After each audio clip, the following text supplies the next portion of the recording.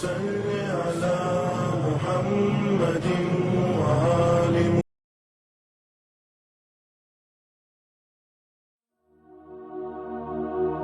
بسم اللہ الرحمن الرحیم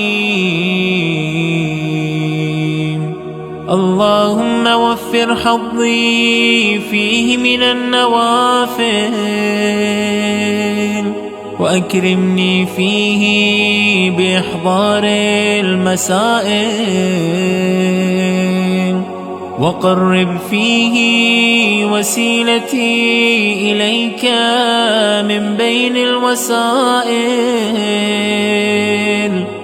يا من لا يشغله إلحاح الملحين.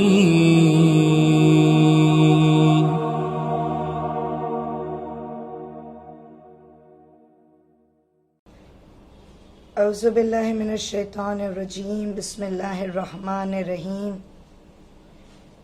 الصلاۃ والسلام علی اشرف الانبیاء والمرسلین وخاتم النبیین ابی القاسم محمد.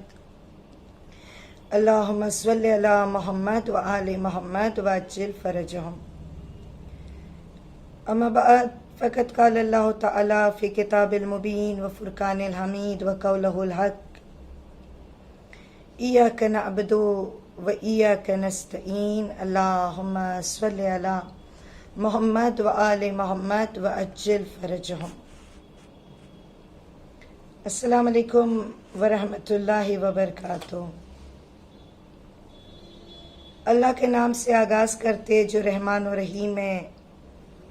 ساری حمد و ثنا اسے زیب دیتی ہے اور اس کا شکر ادا کرتے کہ مالک تو نے ہم جیسوں کو بھی اپنے رحمت کے دسترخوان پہ دعوت دی اور پورا ایک مہینہ ہماری میزبانی کی. ماہ رمضان المبارک کی 28ویں تاریخ آ گئی. 28ویں تاریخ اللہ کے در کے مہمان ہوئے اور آج اللہ کی بارگاہ میں دعا مانگی. انشاءاللہ اس دعا کو تشریح کرنے سے پہلے ایک مثال دوں. ہم سب کے ساتھ یہ ہوتا ہے.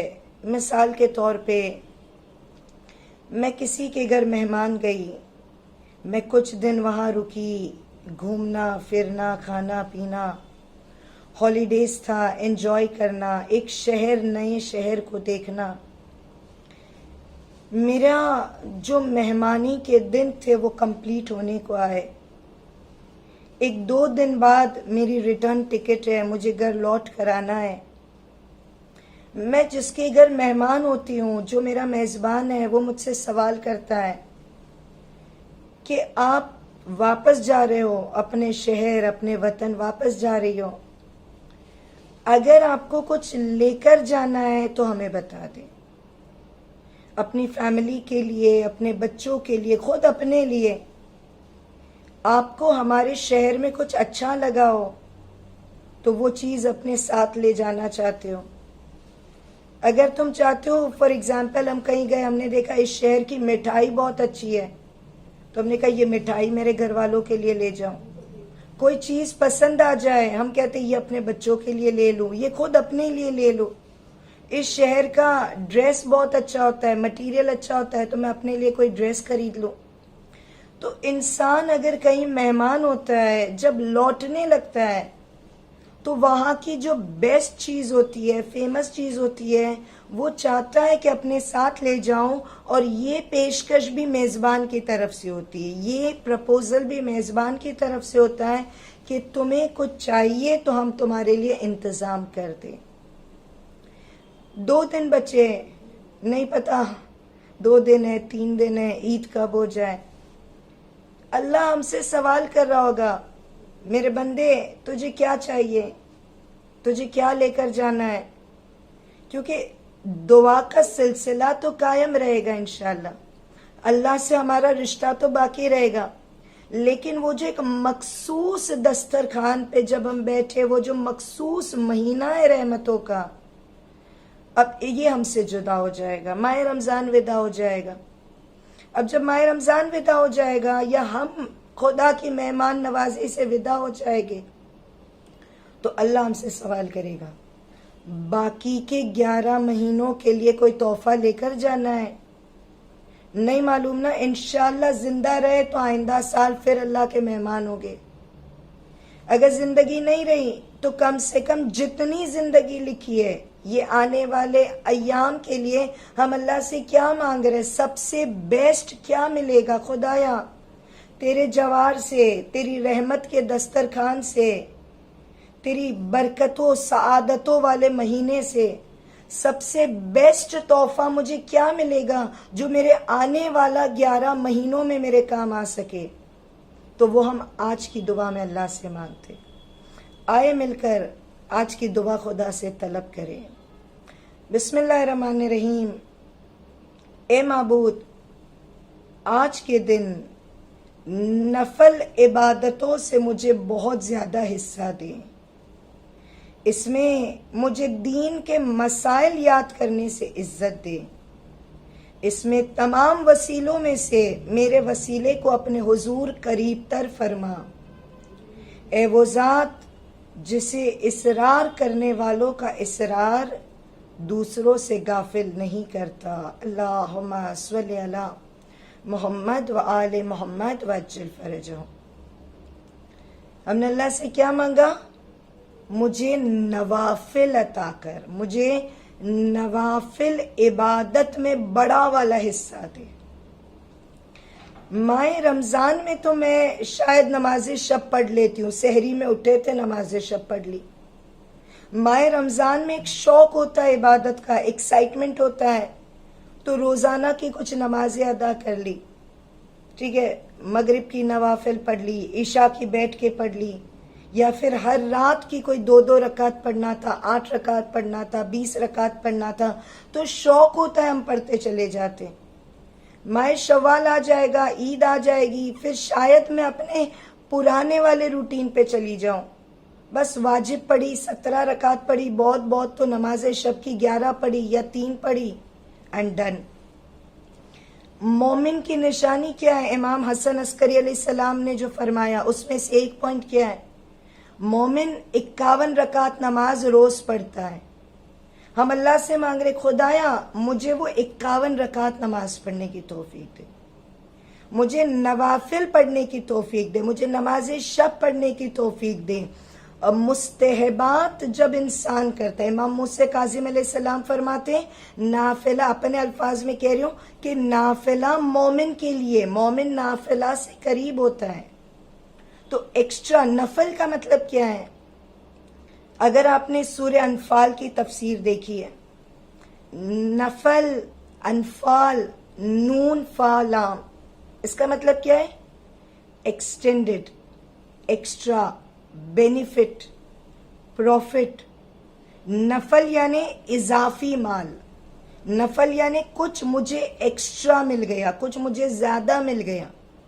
میں کہہ رہا ہوں اللہ مجھے ایکسٹرا عبادت کرنے کی توفیق دے تاکہ مجھے زیادہ ثواب ملے. نافلہ پڑھنے والا اللہ کو بہت زیادہ پسند ہے. نماز شب پڑھنا، نوافل ادا کرنا، ظہرین کی نوافل ادا کرنا اللہ کو بہت پسند ہے. کیوں؟ اللہ کہتا ہے اس میں تیرا کوئی ذاتی مفاد نہیں ہے. واجب تو پڑھنی ہے، نہیں پڑھو گے تو سزا ملے گی. یہاں پہ سزا نہیں ملنے والی ہے، پھر بھی تم مسلح عبادت پہ آ رہے ہو. اللہ سبحانہ و تعالیٰ فرشتوں کو بندے کی طرف اشارہ کر کے فخر کرتا ہے، میرے فرشتوں دیکھو میں نے یہ نماز اس بندے پہ واجب نہیں کی تھی، پھر بھی میرا بندہ میری محبت میں ایکسٹرا پڑھ رہا ہے. اور نماز کے علاوہ بہت ساری جو مستحب عبادت ہے، مگر اس بات کا خیال رہے کہ مستحب کرنے میں واجب نہ چھوٹ جائے، ایکسٹرا کرنے میں جو ریکوائرڈ ہے وہ نہ چھوٹ جائے. ورنہ ہم اللہ سے کیا مانگ رہے؟ آنے والے پورے 11 مہینے تک مجھے نوافل ادا کرنے میں میرا حصہ لکھ دے. دوسرا ہم نے کیا مانگا؟ خدایا مجھے علم حاصل کرنا. اور کون سا علم؟ علم دین، علم فقہ، مسائل. آج ہم میں کتنے ایسے ہیں جن کو صحیح غسل کے مسائل نہیں معلوم ہے، وضو میں بھی شاید غلطیاں ہو جاتی ہے. کتنے ایسے چھوٹے چھوٹے طہارت کے مسئلے ہیں، برتن کے پاکیزگی کے، کپڑوں کی پاکیزگی کے، کتنے ایسے ڈیلی لائف کے مسائل ہیں جو آپ کو اور مجھے شاید نہیں آتے. کم سے کم جتنا میرے روٹین سے ریکوائرڈ ہے اتنا تو مجھے آ جائے.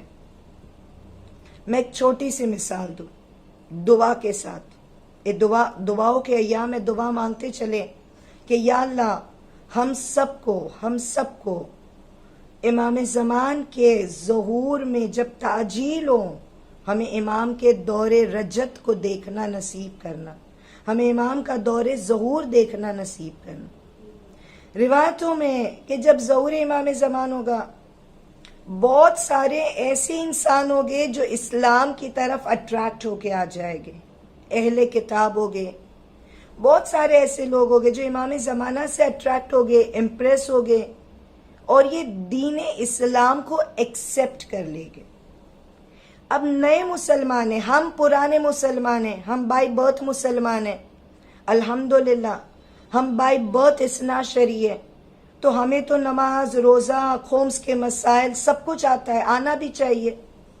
اب ایک انسان نیا مسلمان ہوتا ہے، میں اتنے سالوں سے کہہ رہی ہوں الاجل یا امام مولا I am ready for you.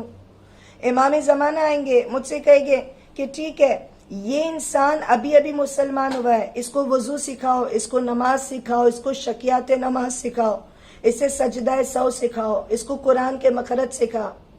اور میں کہوں مولا خود مجھے ہی نہیں آتا ہے، مجھے کوئی مشکل درپیش ہوتی تھی میں مولانا سے پوچھ لیتی تھی، مجھ کو ہی نہیں معلوم ہے کہ شکیات نماز کیا ہوتا ہے، مجھے نہیں پتا قرآن کا صحیح تجوید کیا ہے، میں خود اپنے غسل میں وضو میں کتنی مسٹیک کرتی ہوں، مجھے نہیں معلوم ہے. امام کہے گے پھر الجل کیا کہتی تھی؟ تمہیں معلوم ہے دور رجت میں کتنے ایسے کام ہو گئے جب ہم کہتے ہیں مولا ہمیں آپ کی نوکری پہ لگا دو، مولا ہمیں کوئی ایسا کام دو ہم آپ کے کام آ سکے. امام کہے گے فلاں کو نماز سکھا دے، میں کہوں گی میری نماز میں مشکل ہے، صحیح نہیں ہے. امام کہے گے روزے کے مسائل سکھا دو، مسافر کا روزہ کیسا ہوتا ہے، فطری کے مسئلے کیا ہوتے ہیں، مجھے نہیں معلوم ہے. تو ہم کیا امام زمانہ کو جواب دیں گے؟ حتیٰ روایات کہتی محشر کے میدان میں بھی سوال ہوگا تجھے کتنے دینی مسائل یاد تھے، تجھے کتنے طہارت کے، وضو کے، نماز کے مسائل یاد تھے؟ کچھ نہیں آتا یا بہت کم آتا ہے. تو ہم اللہ سے مانگ رہے خدایا یہ ماہ رمضان میں مجھے یہ تحفہ دے دے، اب یہ بس یہ دن ختم ہو رہے، اللہ مجھے یہ بڑا والا تحفہ دے دے کہ میں توضیح المسائل سے محبت کروں، توضیح المسائل میرے لیے انٹرسٹنگ سبجیکٹ ہو جائے، میں اسے پڑھوں، میں روز نئے مسئلے پڑھوں، اسے سمجھوں، عالموں سے رابطہ کروں، اپنا دماغ نہیں لگانا، عالموں سے رابطہ کرنا، مسائل کو سیکھنا، مسائل کو سمجھنا اور اپنی زندگی میں امپلیمنٹ کرنا اور پھر علم کو پروپیگیٹ کرنا.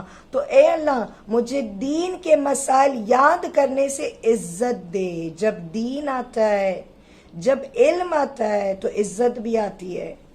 کیا عزت نصیب ہوگی؟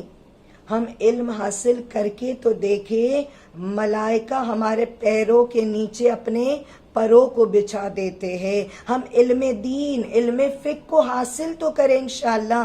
ایک مسئلہ تو یاد کر لو، سمندر کی مچھلیاں بھی علم حاصل کرنے کے لیے استغفار کرتی ہے. تو ہم نے بہت بڑا ثواب مانگا، بہت بڑا حصہ مانگا. یا اللہ مجھے علم دین، مجھے مسائل یاد کرنے سے عزت عطا کر، اور اے اللہ میرے وسیلوں کو اپنے وسیلوں میں قریب کر دے. میرا وسیلہ کیا ہے؟ قرآن مجید. میرا وسیلہ کیا ہے؟ صحیفہ سجادیہ کی دعائیں. میرا وسیلہ کیا ہے؟ دعائے کمیل کے جملے. میرا وسیلہ کیا ہے؟ 14 معصومین علیہ السلام، 1,24,000 انبیاء علیہ السلام. تو ہم اللہ سے دعا مانگ رہے خدایا میرے وسیلوں کو اپنی بارگاہ میں قریب کر دے، مجھے اچھے وسیلوں کو تھام کے تیری بارگاہ میں آنا نصیب فرما. اے وہ ذات اصرار کرنے والوں کا اصرار اسے غافل نہیں کرتا. آخری جملہ، اگر مجھ سے کوئی سوال کرے، ابھی میں جواب دے رہی ہوں، دوسرا سوال کرے، کوئی تیسرا سوال کرے، میں کیا کہوں گی؟ میرے پاس 2 ہی کان ہیں، پلیز ایک کر کے بولے. میرے پاس 2 ہی ہاتھ ہے، پلیز تھوڑا تھوڑا کر کے آئے. آپ ایک ساتھ ہجوم کرو گے میں فوکس نہیں کر پاؤں گی. ایک کو یہ دے دیا دوسرے کو نہیں دے پاؤں گی. اللہ کی قدرت، اللہ کی شان وہ ہے کہ اب سارے ایک ساتھ میں اسے پکارے، پروردگارہ گھر دے دے، اللہ اولاد دے دے، اللہ بخش دے، اللہ یہ عطا کر، اللہ وہ عطا کر. ساری خدائی مل کر بھی اللہ کو آواز دے. اللہ ہر ایک کی حاجت کو پوری کرنے والا ہے. اللہ یہ نہیں کہتا 1 by 1 آؤ. اللہ یہ نہیں کہتا میں بس اتنا ہی ایک وقت میں سن سکتا ہوں. نہیں، تیرے وہاں کوئی لمٹ نہیں ہے. تجھے اصرار کرنے والوں کا اصرار دوسروں سے غافل نہیں کرتا. وآخر الدعوانا ان الحمدللہ رب العالمین. اللہم صلی علی محمد وآل محمد وعجل فرجہم.